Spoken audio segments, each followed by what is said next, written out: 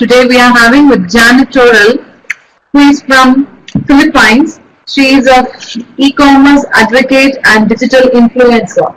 So before she presentation, let me have a small introduction about Jannette.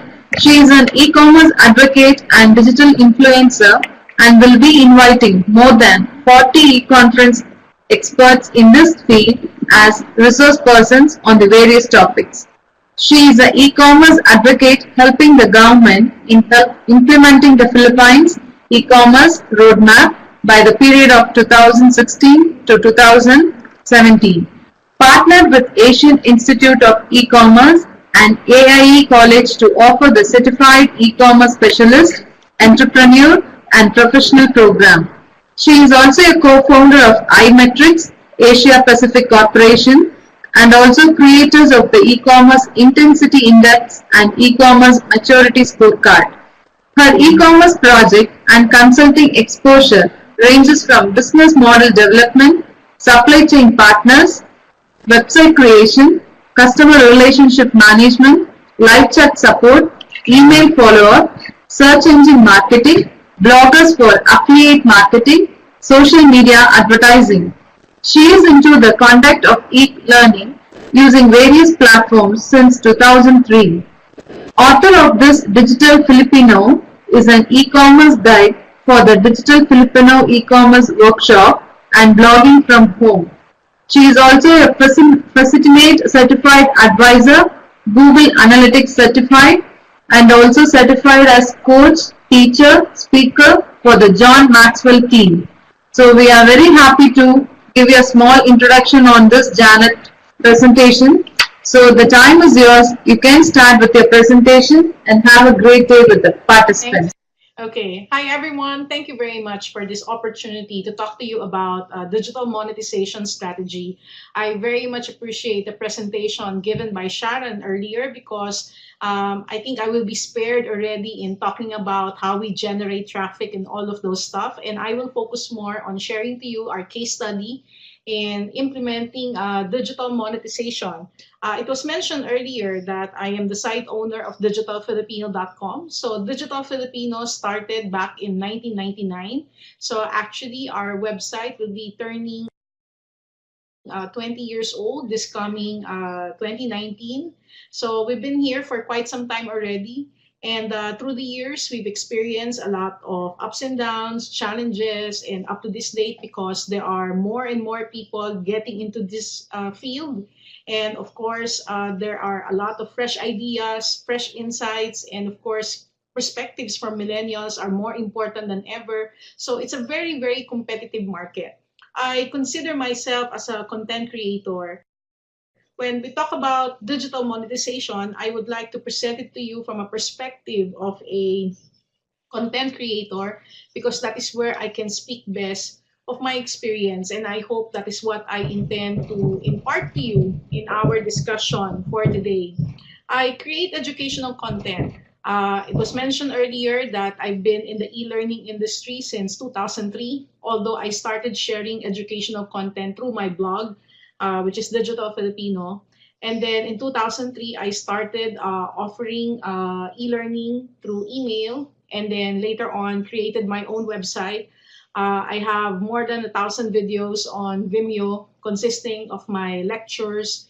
And recently, I also started beefing up our YouTube channel, although I haven't really paid attention to it for the past few years because it doesn't have a, how do you call it, like a gated approach, unlike in Vimeo, where you can have more flexibility on how you present your channel, your player, and the likes.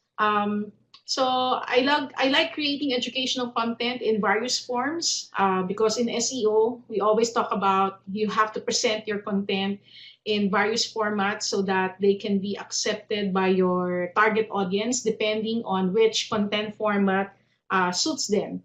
And then as we create more content, I remember when I started writing my books, no, like the e-commerce book or the blogging book. What I did then was I started putting my content together and started compiling them, editing them, and present them in a book format.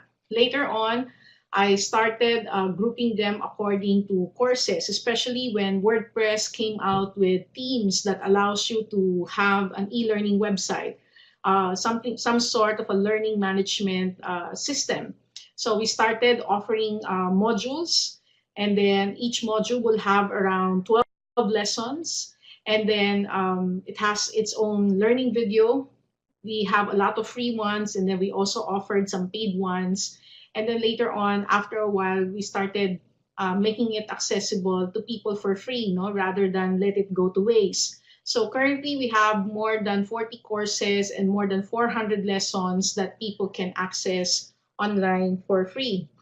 Um, when it comes to digital monetization, especially if your primary business anchors on content, I believe that there are five components of sustained content creation. Of course, that includes being updated with information or keeping yourself updated with information that is relevant to you and to your target market. You must have a platform and be experimental in terms of working with platforms that your audience will find useful to. And of course, platforms that you can also find useful for yourself.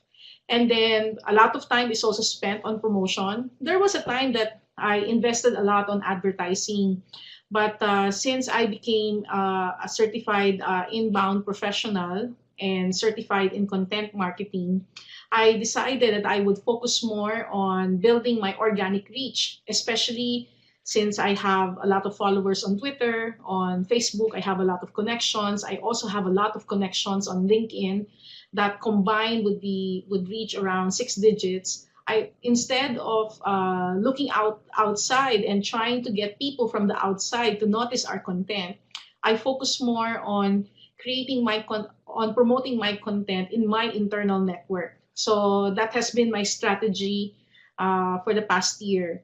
And I must say that focusing on that strategy worked well for me because the internal network is the one also that is giving the necessary referrals. In the age where we are now in a situation where organic reach is decreasing, in a situation where advertising costs is becoming expensive, the more you have to be creative and relevant in serving your target audience, but focus first on your circle, your inner circle, the people in your community, your connections, adding value to them, and in the process also they can add value to you, no?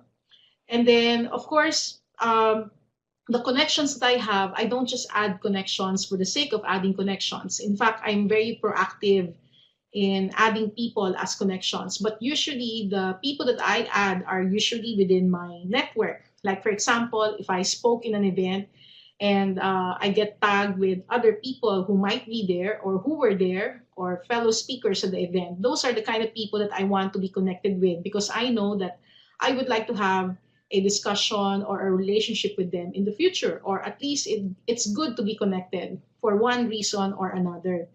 And then I also like right now when my content is being used by other trainers and I get exposed to the students who have been participating in our programs, even though I don't have a direct relationship with them, I also connect with the students who have been exposed to our program so that they know that I'm just around, and if they need something, that they can get in touch with me. And sooner or later, these connections also grow. The kind of relationship that you have with them also grows. Um, there is a I always believe what in one of the leadership books of John Maxwell, he said something like, when you get first exposed to a person, especially if a person thought of you as a thought leader, or maybe they thought of you as an amazing person or as a great instructor for one reason or another, maybe for the first 6 months they will listen to you, but after a while, they will be able to see through you. They will be able to discern whether you're really as good as they thought you are, whether you really add value as they thought you are, as they thought you add value, whether what you said then, whether you're really practicing what you were saying, or are you consistent with what you're doing? Are you consistent with your message? And all of this, one way or the other, influences their perception of you and can impact also the kind of people that you will have in your community.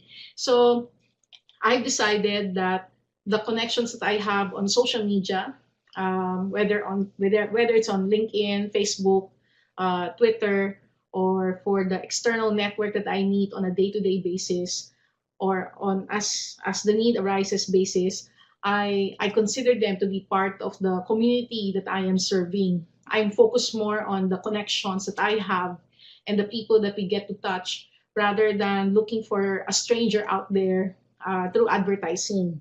Although I'm not saying that advertising does not work, but in terms of creating a digital monetization strategy for the past 2 years, that is where I've been focusing on, and that's where I intend to focus more into and get better in doing it in the years to come. So when it comes to digital monetization, there are many ways that you can go about it. Of course, for a lot of us, we started with free content. We offer this to our blogs, like the presentation that was given by Sharon earlier. His blog is so wonderful. It has a lot of great content. But sooner or later, you will consider monetizing your content. I remember when I published Digital Filipino back in 1999, we have fresh news, e-commerce news every day. And then we started publishing research reports in 2001.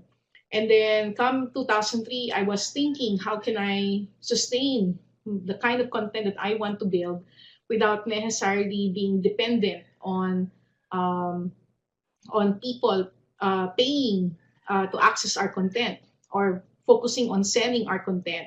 And that is when I started launching a membership site. And after like 10 years, more or less 8 to 10 years, our membership fees became higher and higher, and times were changing. So later on, I decided to let go of the membership model and work on scaled freemium content. One of the platforms that I'm using at the moment is Patreon for that purpose. So with Patreon, we are able to offer scaled freemium content. So for example, our 101 seminars, we offer it for $5 patrons. For our digital leadership webinars, we offer it to $10 and up patrons. For our what do you call that? Blog and social media entrepreneurs, we have more marketing, digital marketing oriented boot camps for them for $20 and up patrons. For MSME mentorship, we offer it for $25 and up patrons. So I consider Patreon and the freemium content that we offer through the platform as a venue for us to test our content. I don't want to put myself in a situation where I have to keep on just giving free webinars just to test our content. Although we have free webinars from time to time, especially when I get invited by universities that I cannot necessarily go to for one reason or another, I offer them instead that I do a webinar for them. And this is what we usually post on our YouTube channel. But the moment we started offering more technical topics, we started putting a premium to it. And then after a while, like maybe after 6 months, we make this part of our general content that is available to the public for free.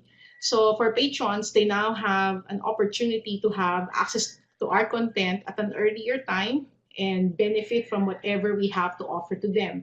So scaled freemium content works nicely for us. The number of patrons that we have and the amount that we're getting from it was really interesting, although I did not divulge it on my Patreon site. But I guess with the kind of rewards that we're giving, that will also give you a sense of the kind of patrons that we have in our community. Now, another thing that when it comes to a digital monetization strategy, of course, you have free and then you can have freemium. I also noticed that you can also focus on coming up with premium content or service. The premium content or service that you come up with must be really by the word itself. It must be premium. For me, a service is premium if no one else is offering it. Or if someone will be offering it, it will be immediately compared to you, and one will say that it's not even fitting for comparison. No, that's what I meant when it comes to premium. At least that's the standard that I observe when it comes to premium. Premium for me must give you distinction. So one of the programs that we work with recently is the Certified E-commerce Specialist, E-commerce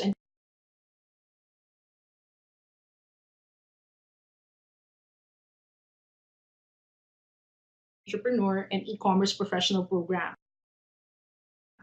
I believe in the region there are very few that are offering something like this. I mean, there are a lot of digital marketing certification programs out there, but in our case, we don't focus on digital marketing, we focus on e-commerce because for me, digital marketing is just a component of e-commerce. Although vice versa, some people might say that e-commerce is only a component for digital marketing. But for me,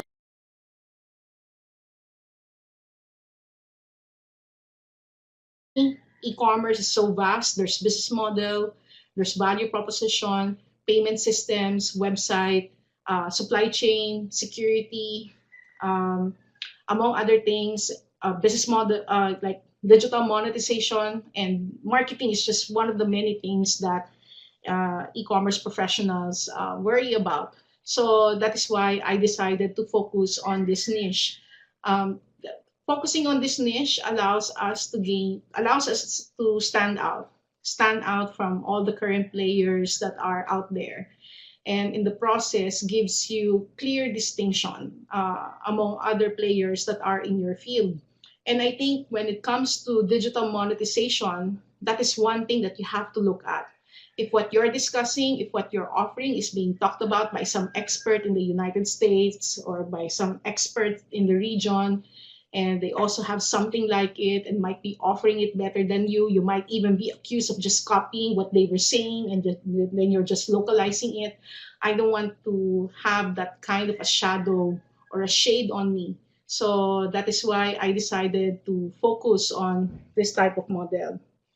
Um, Another thing that I noticed is that the moment you are able to come up with content that is useful, that gives you distinction. One of your digital monetization strategy can be in the area of white labeling, licensing, or custom content development.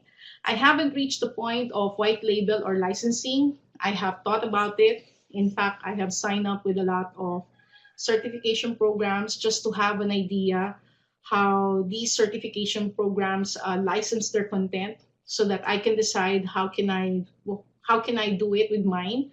However, with the kind of content that we have developed, it also exposed us to a lot of opportunities that I never thought was possible. For example, 2 years ago, the government, through the Department of Trade and Industry, invited me to offer a training program. Currently, they have an MSME meaning micro and small medium enterprise mentorship program. So they asked me if I can come up with an e-commerce and digital marketing mentorship program for MSMEs. So I designed a 12-day mentorship program. The first 10 days focuses on training them on building their e-commerce back end, and it also touches on digital marketing. And then they have to implement a 21-day marketing campaign, and then after the 21-day marketing campaign, they go back.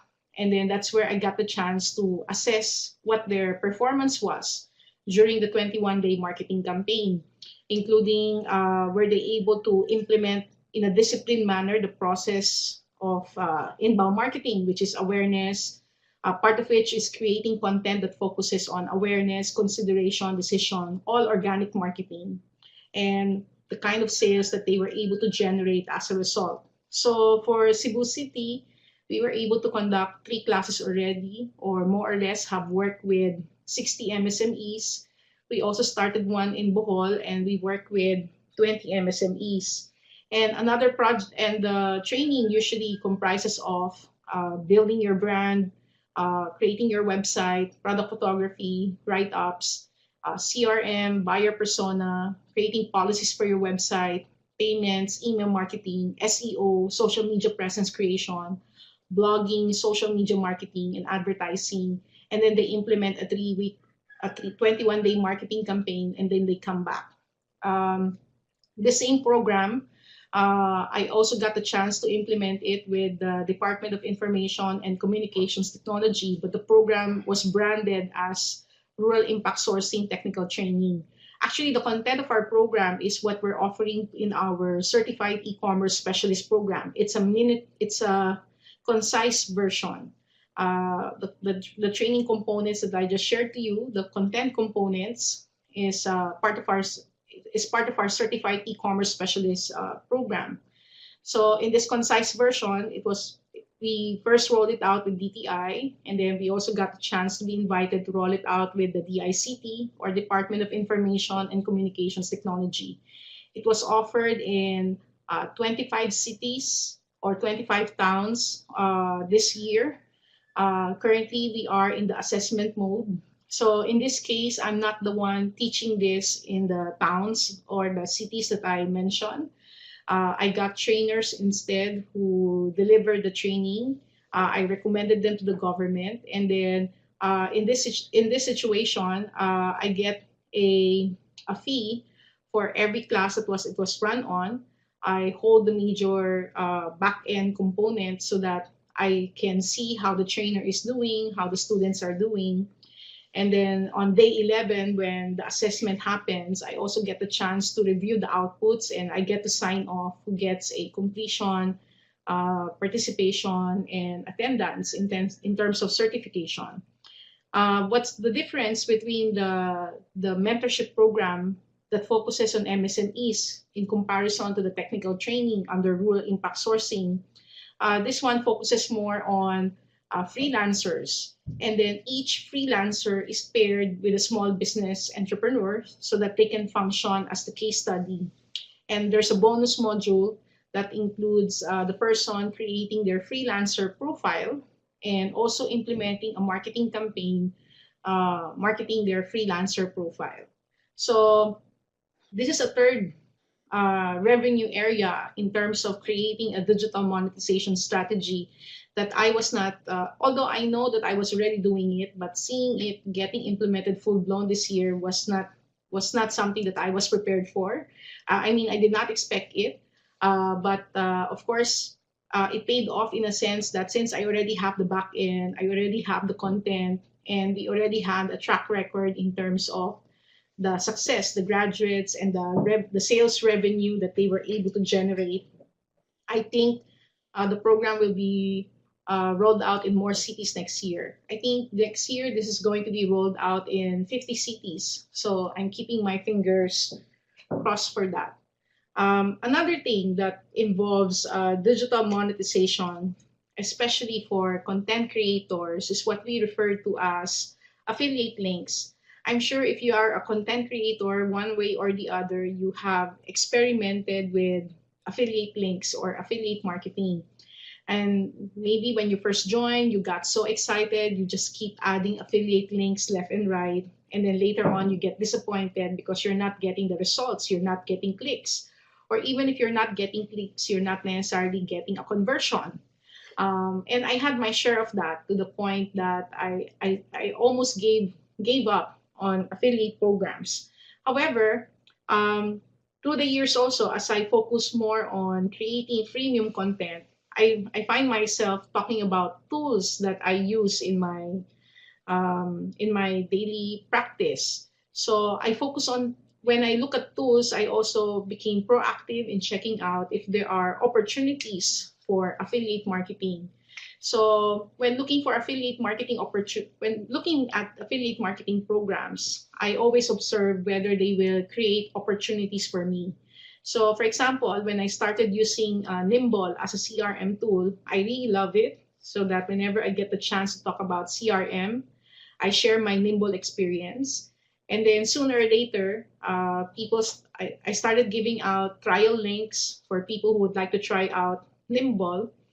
And then eventually, some people signed up for it. I even got a small project where I got the chance to implement Nimble in a real estate company. So basically, I could say that whatever amount I have paid to Nimble for my use, I think it's well paid for a number of years already because of that project, in terms of the return that I got because of being able to use this platform effectively for myself and being able to share it to others. If you notice, there's a picture on screen that where I'm on stage and I'm discussing a platform. Actually, I was showing a screenshot of Payoneer in that presentation. I also signed up as an affiliate partner of an affiliate member of Payoneer. I really love a Payoneer. So I think the affiliate programs that you join, you know that it's the right affiliate program if you be proud to talk about them. The moment you feel shy to promote the program that you just joined, then that means it's not the right affiliate program for you. If you believe that the product or service is great and you're not ashamed, you're not shy, you're proud to talk about it, you're proud to share your experience in using it, then it's the right platform. So digital monetization and striking it with affiliate links so that it will also add value to you, it will also add revenue to you, is a bonus. So if you can find the right one that will create opportunities for you, the better. Another thing is that when you're joining affiliate programs, or your presence, why you promote those affiliate programs, your presence should answer the question why. You know why are you into it? Why are you doing it? So through in the past 4 years, I got the chance to organize two big affiliate campaigns in the Philippines. The first one was for a real estate company where I initiated an online lead generation cup where the prize is worth 1 million pesos.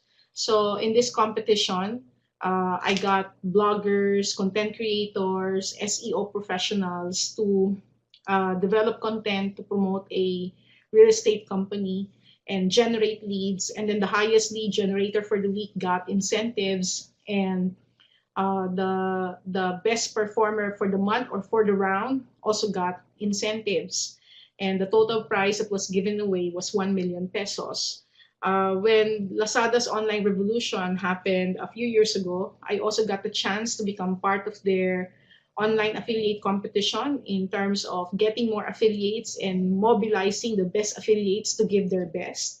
So at that time, we also allotted a 1 million competition where apart from the commissions, they also receive weekly prizes, and the best performers also got major prizes. So how does this complemented our digital monetization approach? Because we've been writing about content marketing, blogging, social media marketing, affiliate marketing. So being involved in this competition allowed us to really shape up our content further. It also made us, it also monetized. It's a big monetization bonus for all the learning materials that we have developed in so far as affiliate marketing and digital marketing is concerned. So being able to get projects like this really puts into context why we're doing what we're doing. That what we're doing is not just teaching people, but what we're doing is actually helping people generate income in what they do. I also believe that when you look for digital monetization opportunities, and affiliate program opportunities, these affiliate programs that you join must allow you to maximize your asset. So if you notice, in the outline that I shared to you earlier, one of the things that we do is we teach people how to build their website. And the easiest one for me to teach, and where there's a lot of opportunities and more or less easier to maintain on the part of the small business entrepreneur, is WordPress. So I remember during classes, we will be searching all over the internet looking for coupon codes. And then during the sign up process, we realized that not everybody can use the coupon code because there's a limit or there's issue because of the IP address, among others. So I decided to sign up as a GoDaddy affiliate under Commission Junction. And then since not everybody has a credit card, I also end up getting 2 hosting accounts and get those small business with no credit card, get them onboarded on the platform. And this opened a lot of opportunities for me. For the first time, I was really able to enjoy for the first time, I really enjoyed my Commission Junction affiliate status. although I was a little bit nervous because of the duration on their payout schedule. But more than that, I was able to start building up my GoDaddy Pro profile, and then because of running two hosting platforms where all the MSME websites are hosted, I think I'm hosting more than 100 sites right now, but less than 200 on two hosting accounts. And imagine that rendering technical support because some one way or the other they have problems. And the moment you start hosting websites of other people, you start seeing problems that you've never seen before. And I think that experience has also made me a better trainer. It allowed me to create better content in terms of teaching people how to do things, and being responsive, being quick enough in assessing what's wrong if something goes wrong with the platform. And and that is a bonus in terms of your digital monetization. It's finding other services that will complement whatever is your primary product or service, and give you that added bonus. And anything that is passive and gives you added bonus, I think that's fantastic. The kind of affiliate programs that you join, I think, must give you the opportunity to expand your relationship network and conversation range. Recently, since we're talking about e-commerce, for the past few years, we've been getting a lot of questions about cryptocurrency.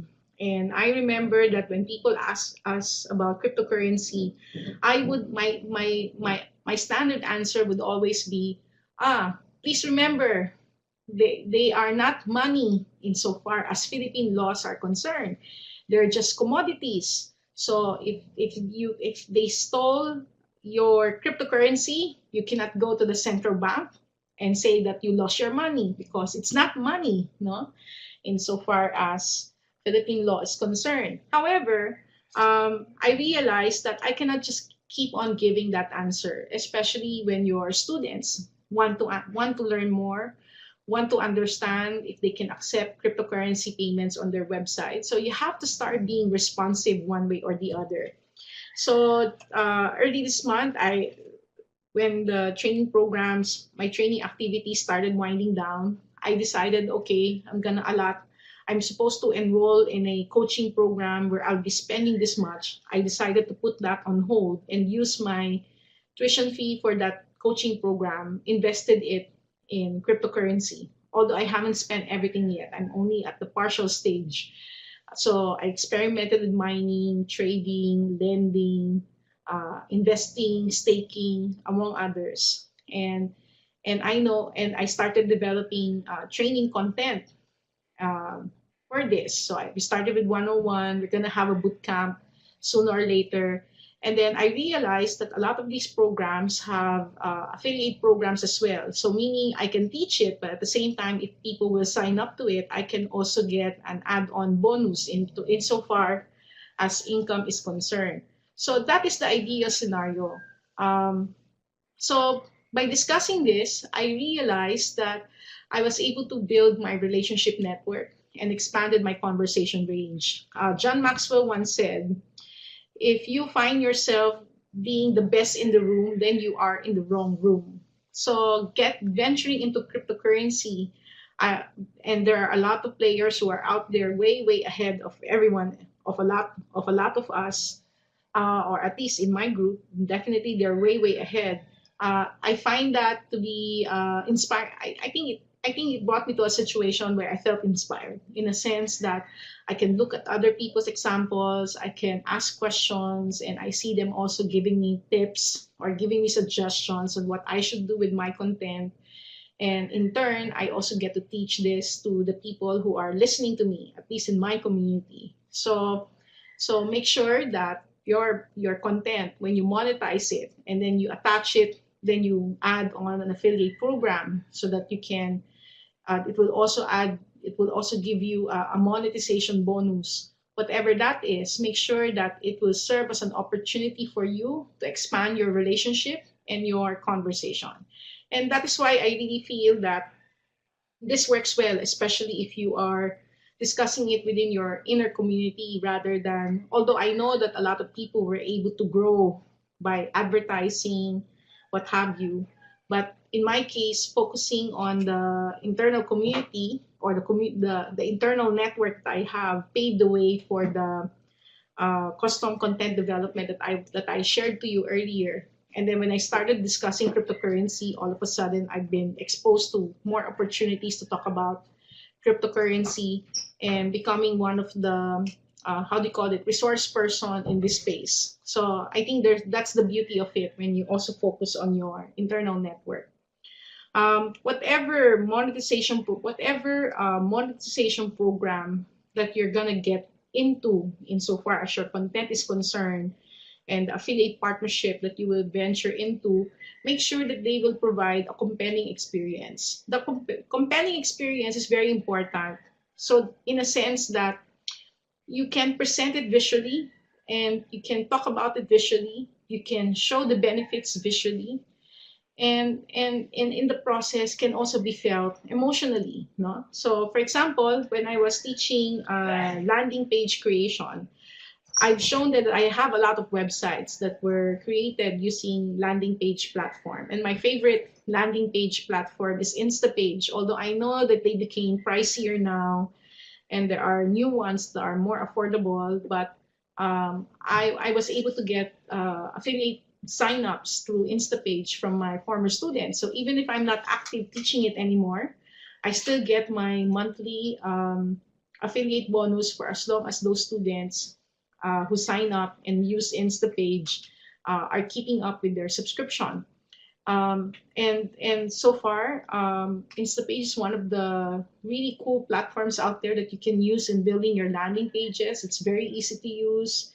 And if you taught your community right, or in our case, we provided them all the necessary resources so that they can use it properly, not only in building it, but also in marketing the approach so that they can get lead sign up, what have you. Um, they know that they availed of a great deal. No? Another program that I really like, that I feel provides a compelling experience, is Payoneer. I remember when Payoneer first approached me to become an affiliate, since they know that we talk about online payments and then we have a lot of paid content in terms of our, we have a we have an e-commerce payment bootcamp that people paid for to get access to it. So they showed us Payoneer so that we can also include them. So by default, even if they don't ask us, we actually talk about them. So when they asked us to be an affiliate, I was first worried because I know that you can use your Payoneer if you are a freelancer and you're accepting payments. Later on, they became more visible in terms of the Amazon integration on their site. So I had to find a venue where I can really use Payoneer firsthand. So good thing, Commission Junction uses Payoneer as one of their payout options. Patreon also uses Payoneer as one of their payout option. Actually, that's the reason why I signed up with Patreon. I just want to put my Payoneer to the test, and one thing lead to another. And when I got a project, I processed my fees through Payoneer as well. So being able to experience all of this, I am able to convey that through our content and share that also to our students and or to those who consume our content. And in the process, they were able to experience what we have experienced as well. So a compelling experience is not just sharing to you the steps, but really showing to them how you use it, showing screenshots, showing them actual transactions, showing them how it is done, so they know that you're not a theoretical content creator, but what you are sharing to them is something that you do by actual practice. And I think also when developing digital monetization opportunities and when creating programs that will allow you to um, expand your digital monetization strategy, you must focus on monetization strategies that will further grow your network, further grow your content, further grow your assets, So in this case, I would like to refer to it as acquiring new assets. For example, because of the popularity of cryptocurrency and we're now developing training materials on cryptocurrency, we started looking into mining. So earlier I showed you MinerGate. In this screenshot, I'm sharing to you Hashflare. So in the process of us studying this, we're growing our asset, but at the same time, we're also helping other people in terms of how to grow their assets. We're learning how to do digital trade, online trading, cryptocurrency trading, and in the process, we're also teaching others how to do cryptocurrency trading. And if you tie that into affiliate links, if someone signs up through the platform using it, then you also get incentivized by it. Binance also offers the same, that if people will sign up with the platform and use it, you get a bonus incentive in terms of trading fees, a commission of the trading fees. So, so to keep boosting your digital monetization strategy, you must always acquire new assets, but not just for the sake of money, but more focus on how it will build your overall content, your expertise, your distinction in your target market. So some lessons learned. I think it is important that in building your digital monetization strategy, you must focus on being a must-have and not a nice-to-have.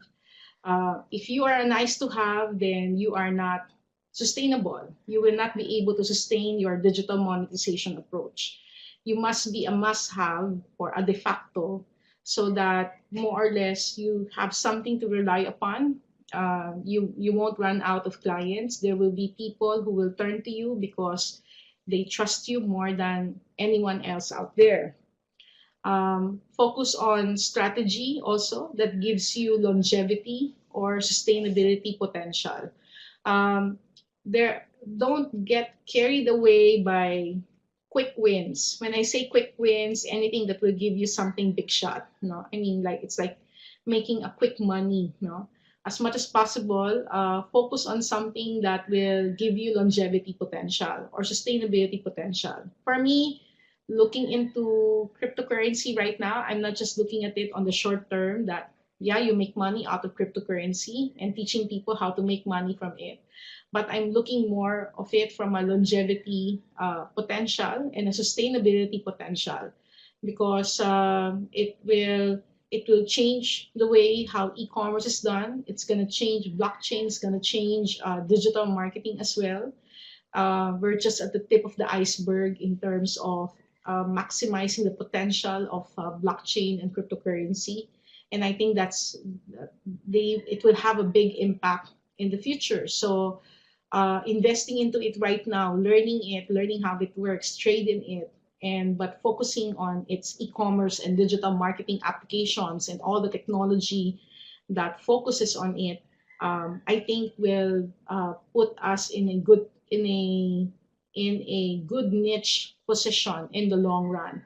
At least being one of the few focusing on it. I'm not saying we're the only one, because we don't know what everyone else is doing, but we know that we're focusing on it and we're building our expertise in it. And we want to be a platform in spreading that knowledge and be known for spreading that knowledge. So you also have to look at your digital monetization strategy. Does it give you potential for growth? I know it's an how do you call that? It may be an underestimate. I remember when back in 1999, when we started Digital Filipino and we started focusing on e-commerce, I often wonder how long Digital Filipino will last as a blog, because I've seen a lot of people who blog, who create content, and later on they forget about it, they neglect it. So I was wondering how long will we last, no? And I remember back in 2002, I think back in 2002 or 2003. No, sorry. I think back in 2008, 2009, when we reached our 11th year or 12th year, I started thinking about, with the popularity of bloggers, I mean, what will happen to us, no? Especially we're not really the emotional type of a blogger where we talk about personal experience. We're more sharing knowledge content. And that is why I decided to embark into branding. It was mentioned earlier that I'm a Fascinate certified advisor, so I really focus on how we can create content that will make us fascinating to our target audience, at least for the content that we offer to them.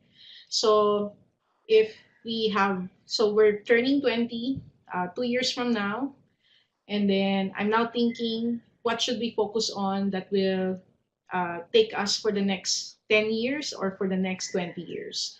So your digital monetization strategy must be something like that.